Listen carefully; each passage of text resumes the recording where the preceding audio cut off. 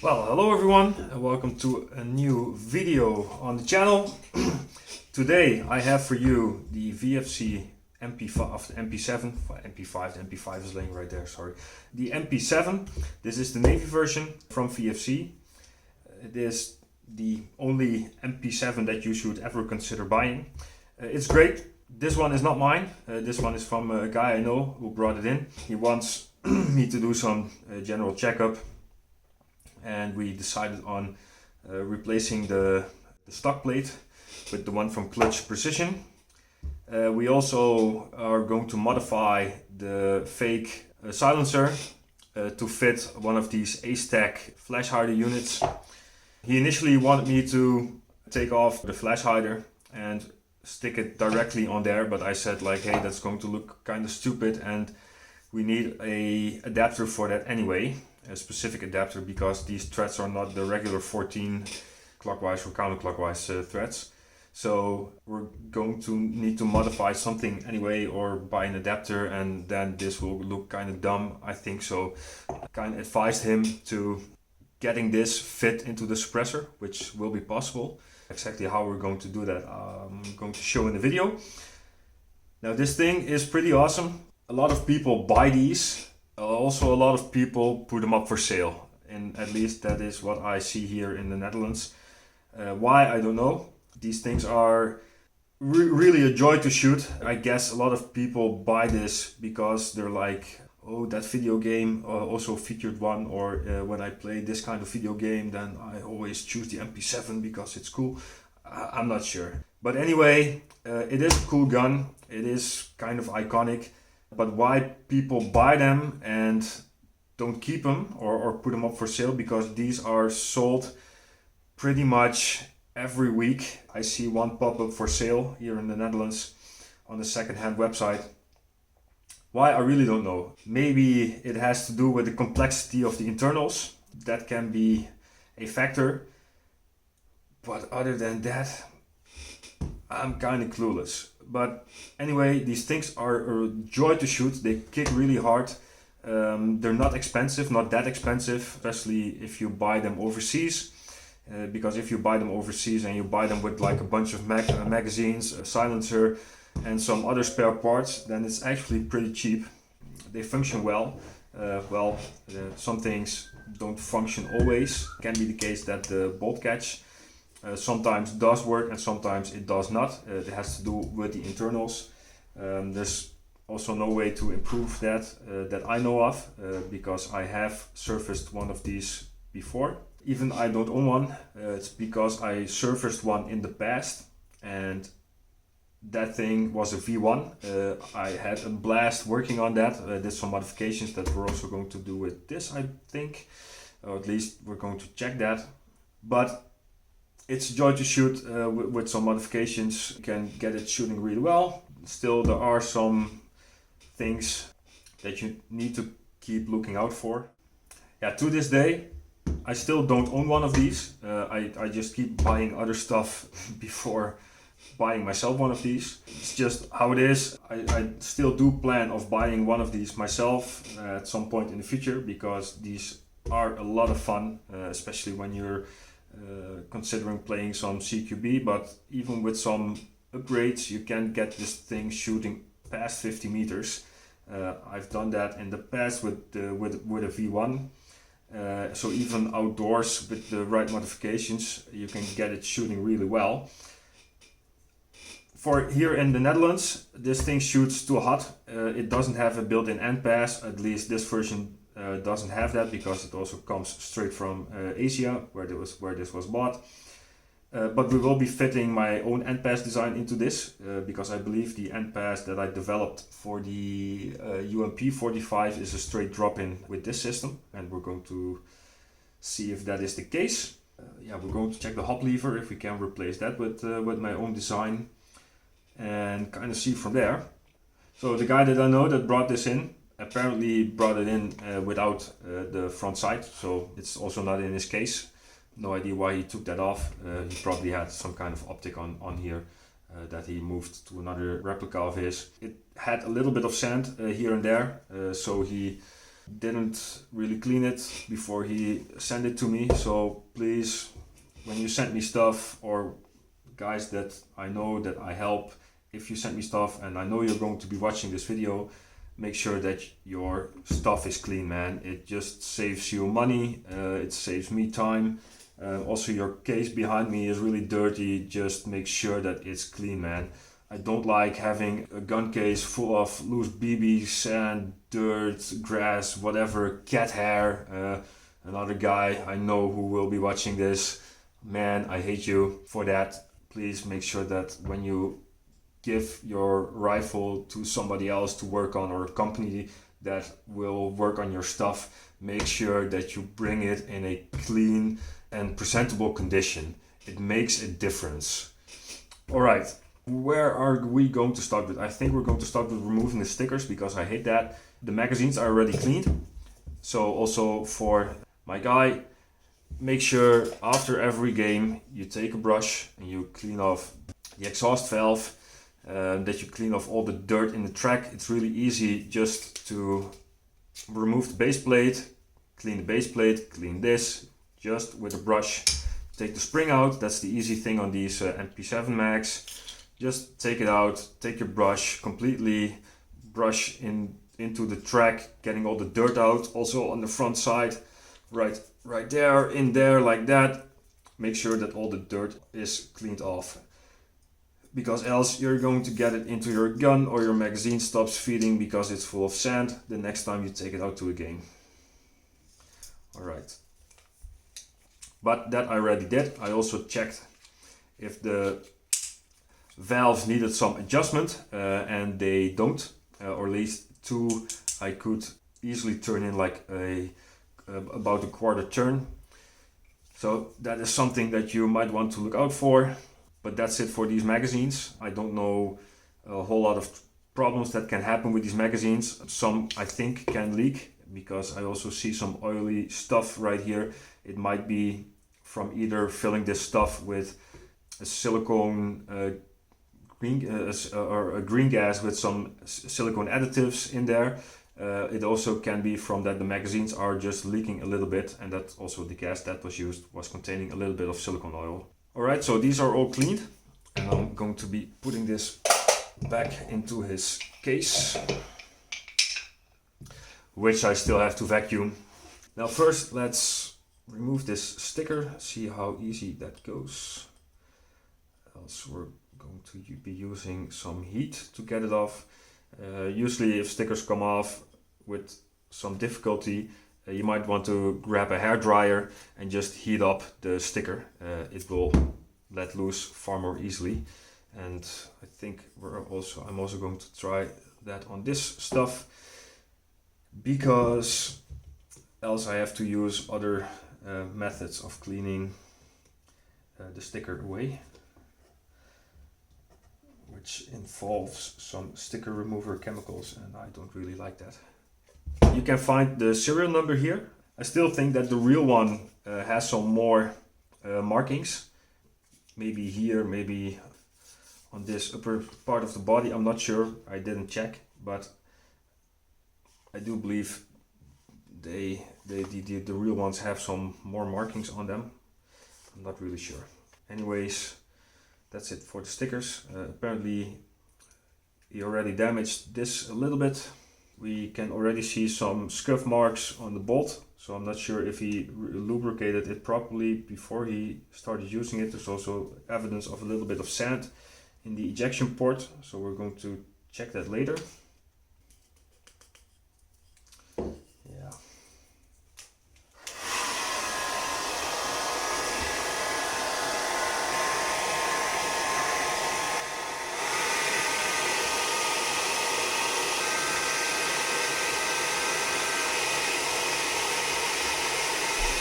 And just like that, the sticker comes off much more easily. And now we're going to clean that little bit of residue with a bit of alcohol.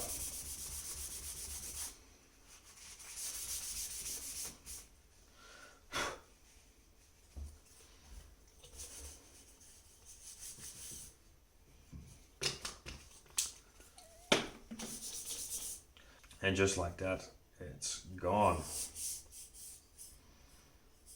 All right, nice.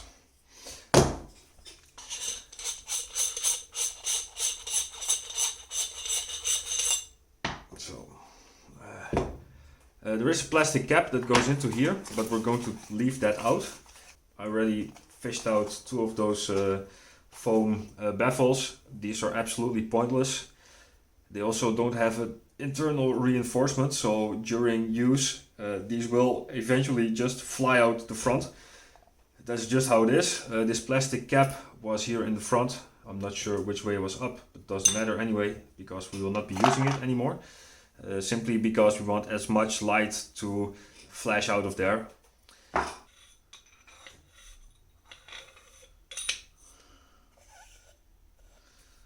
Yeah, that's the third one. And there is a fourth one, and that's it. Now, let's just check the fitment. Fitment is pretty good. Yeah, there's hardly any wobble in there. That's also really positive. And with the V2s, you are less likely to break the front end with the use of a suppressor on the front, because on the V2s, the last part of the barrel that sits in the internal housing is made of steel. So that's a big plus. Calipers.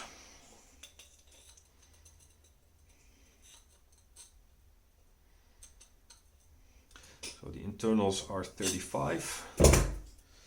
I need to write that down.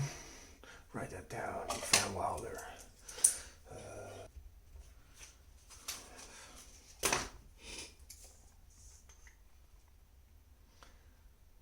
32.2.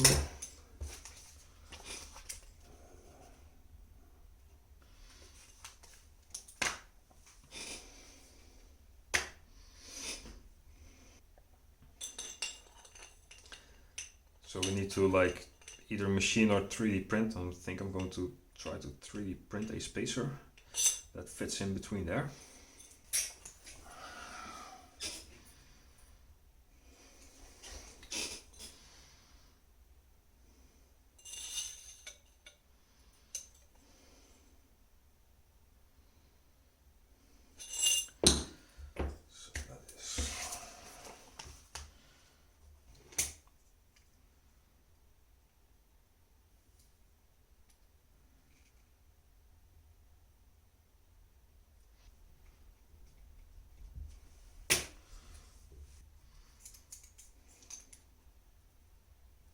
We're going to make that 78.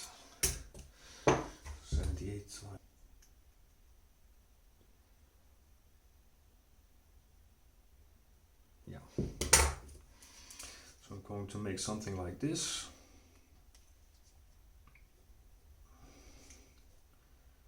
16, 35. So then this complete spacer will house this unit. It will space across the entire length. Alright, so this will go to a 3D printer. And we're going to 3D print that. We're going to do that later. For now, just going to gently screw this back in. In the unfortunate case that the front cap of the fake silencer keeps getting loose or coming undone by itself, just put like a drop of Loctite on there. This stuff is great for that purpose because it's not that strong. You can also use the other variant, the 243, but then also from Loctite. This is just a different brand. It's a little bit different in also chemical composition than that from Loctite, but it's kind of the same product. So this we'll also be putting aside. We're going to work on that when I have that spacer 3D printed, and then we're going to take this thing apart in the basics, and then we'll see from there that pin is a little bit stubborn. Now these holes are also for retaining the pins in the field, but unfortunately VFC didn't design them well, so they will fall out if you try to keep them in there. It's just not tight enough. And then I should first charge the bolt. Can I still do that? Yeah. Alright, there it is.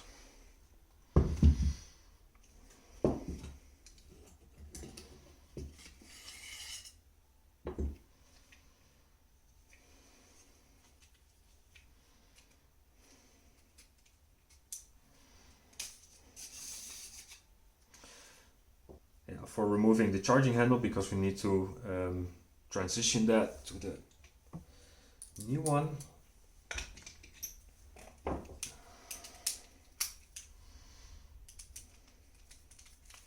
We're going to take that screw out.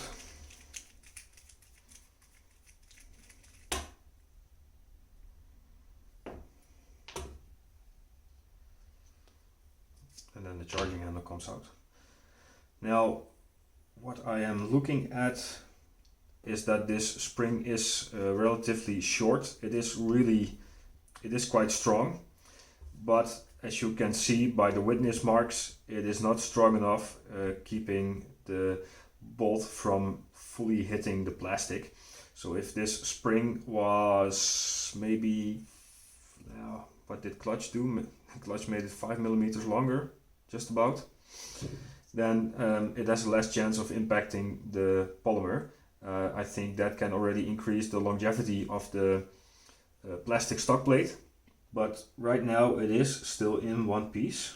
It kind of looks okay, and this is from one game and some test shooting, because he didn't play with it more than one game and some test shooting, at least from what he told me. And I'm going to put that back in the box where the original one came from. Usually I throw these away, but he can decide on what he wants to do with that.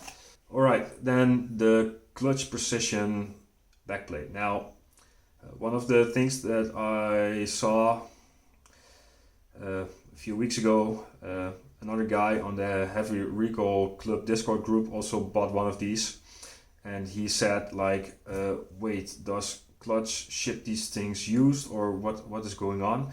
And also on the one that my friend bought, there is a little bit of inconsistency in the anodization layer on this part, on the exterior.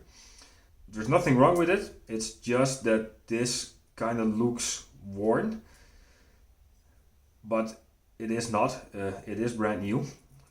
Probably something with the anodization process didn't really went how it was supposed to at the company that anodizes this, because it kind of looks like this area, especially here on the radius, it is kind of like sanded or scuffed up or whatever. That is either from the manufacturing process, so with anodizing, shit in is shit out. So surface quality before the process is also surface quality after the process of anodizing. It also could be that this part is sitting too close to other parts in the anodization process. So usually these parts are supported in a rack with clamps or springs or whatever, and then they go into like through like a bunch of baths, out of top of my head, about 6 to 8, and they get cleaned and doesn't matter. I can't go into all the details, but it's too much information. I'm not really bothered by it, but it could be better. That's just it. Furthermore, the spring is longer than the original one, so we will probably be noticing a small increase in rate of fire. It could be the case. The spring is kind of sharp. I think I will just make that a little bit less sharp.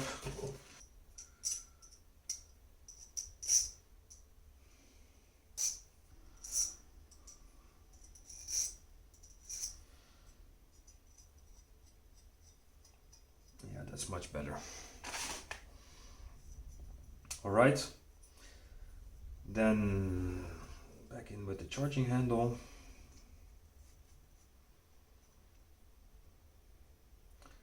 That's a nice fit. Oh, let me just check one thing. That is a good thing to compare. So the original one has about a 0.5 millimeter of play. So it has some room, it has some wiggle. Let's just see if clutch did a better or a worse job. No, it's far more. That is a lot more. Now on the original one, the top side of the charging handle is constrained or guided much better than on the clutch one, and there's also a little bit less play up and down.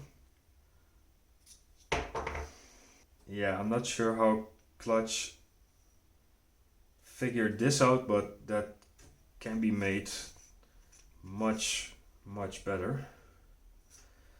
And yes, you still need to be able to machine it, and that's different when that's of course different with respect to the injection molded part, but still they could have done things a little bit different.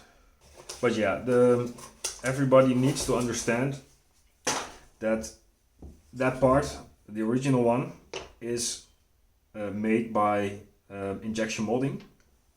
There are different ways of manufacturing I must say, a part designed for injection molding is always different than a part that is designed for machining. So it will always have features manufactured differently, because else you cannot machine it cost effectively. Then you have to wire EDM that hole, for example, and that's hella expensive. That there is a little bit more play, I understand, but I also think they could have made that just a little bit better. So, also, don't over tighten that. It is not necessary. When you feel resistance, just stop, else you'll be pulling all the threads out. Alright, then the bolt carrier. Apparently there is some sand on this thing, so on the recoil spring there is some sand and some oil, of course. And this kind of piques my interest, because this looks like a lot of wear for just one game. Somehow he just got a lot of sand on that thing. That is impressive. How the fuck did you get so much sand on there, dude? How do you even manage that, man?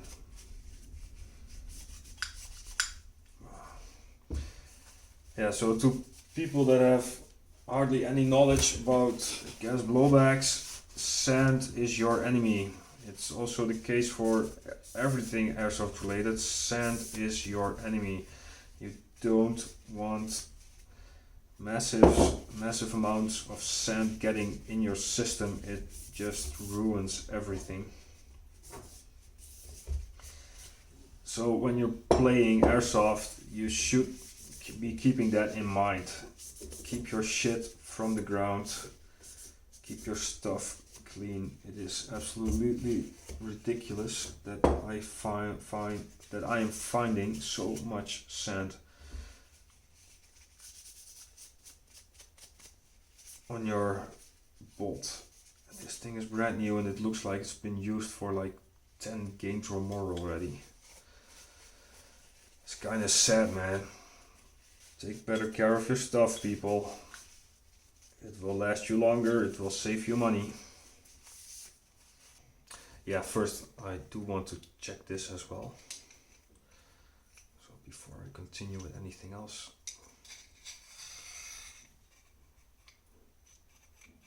Those holes are also way larger than the original one.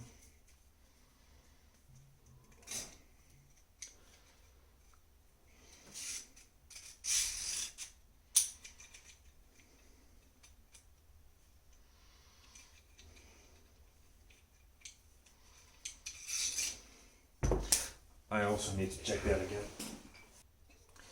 You see the difference in hole size? It's kind of a lot, man.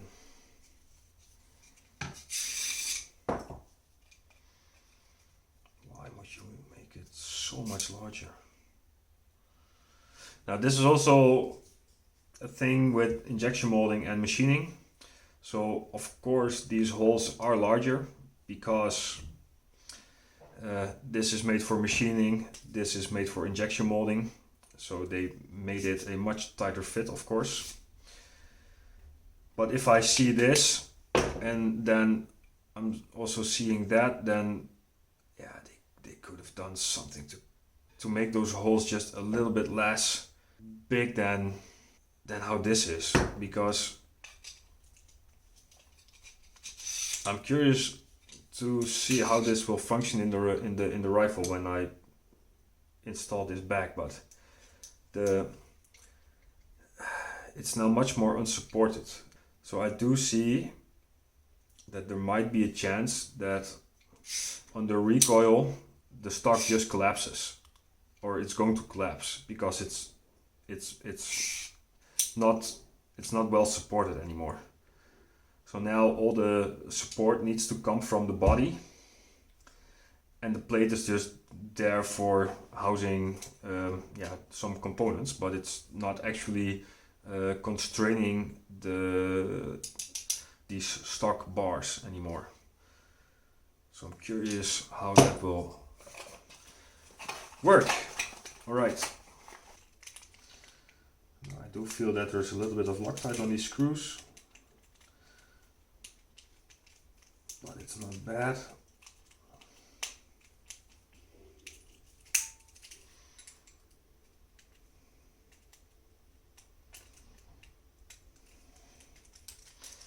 So wiggling it a few times back and forward will definitely break the Loctite. It will break it up a little bit. Getting the screw out will be a little bit easier.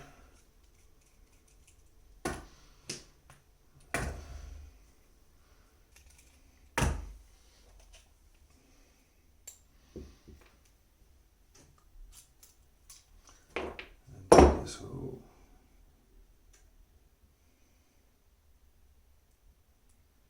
all right, so spring is still fine. Fortunately, that's good. And the nozzle stop is also a bit greasy and sandy.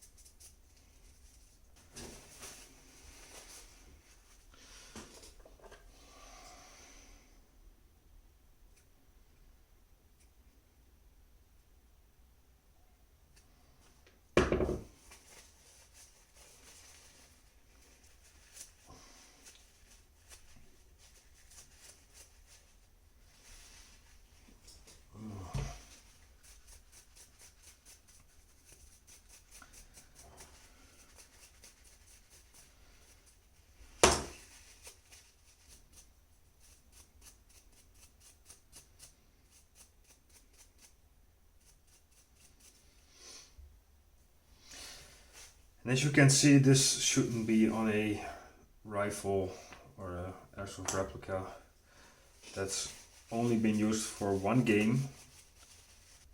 Yeah, one game and shooting it in your backyard a few times. This is absolutely ridiculous, the amount of sand in here. Really, man. This is actually impressive.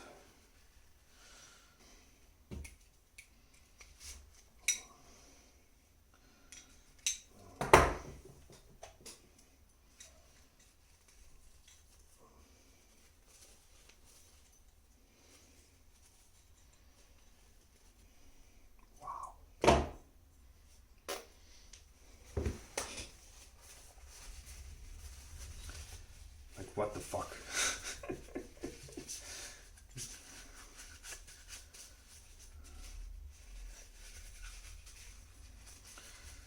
What the fuck, man? So much shit.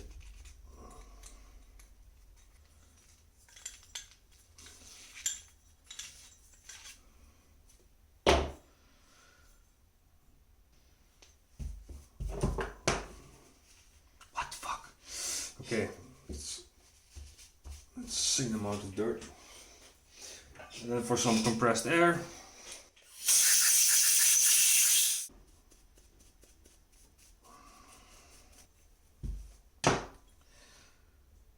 So yeah, dude, if you get all kinds of sand in your system, then even after one game and shooting it in your backyard a few times, it already looks like this. So do something with this information, man. It's kind of sad looking already. Yeah, and this kind of took some time to clean as well. So yeah, that's also not ideal for you. All right. Now, one of the big downsides of these bolts is that VFC did not include a hardened steel bolt catch insert in the bolt. That would have been a massive improvement of this of the longevity of the bolt in general, because also after just one game, it already looks pretty chewed up, and there's really not much that I can do about that. The work hardening properties of this zinc aluminum stuff is not great, so it'll just keep wearing, and I also need to flatten that just a little bit so that it doesn't fuck up your body. So I just need to remove that bit of material that is sticking out. It's a tiny bit.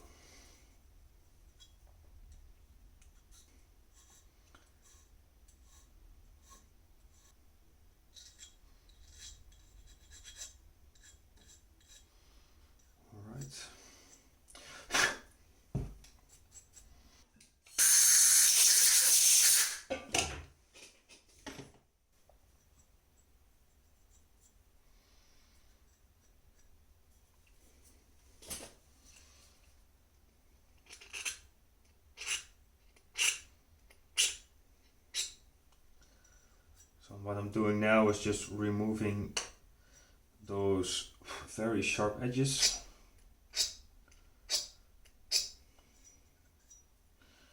Just like that.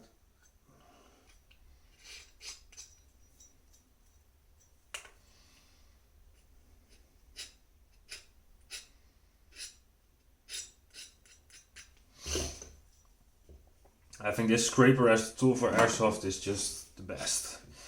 It takes care of those sharp edges really fast. Deburring, it's just really easy doing it with such a tool. Now those edges are not that sharp anymore. And we're going to have a look in here. Yeah, there is definitely some sand in here. I can also see sand in the barrel. God damn, dude, what did you do, man? And yeah, I really have to take this entire thing apart. Yeah, I already decided on doing that anyway, but all that sand has to come out. I hope you guys see that. It's all over the hopup chamber as well.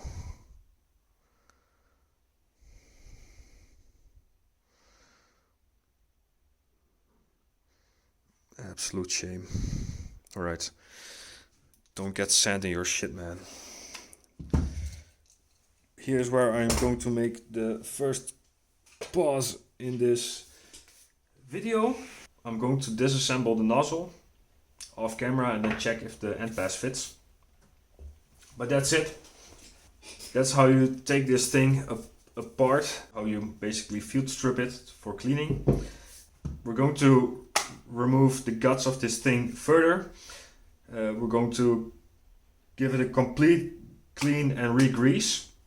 We're going to check how we can modify the hopup. We're not going to replace the barrel because in general the stock barrel and bucking that VFC uses nowadays are not bad. Of course, it can be replaced for something better, but that's not necessary, not directly at least. Yeah, that's in the next video. And also the NPAS, getting the NPAS install, we will start with that as well in the next video. So I hope that you guys liked what I already did here. If you feel like I missed something or you want something clarified or explained a little bit in more detail, use the comment section. And that's it for now. See you guys in the next video.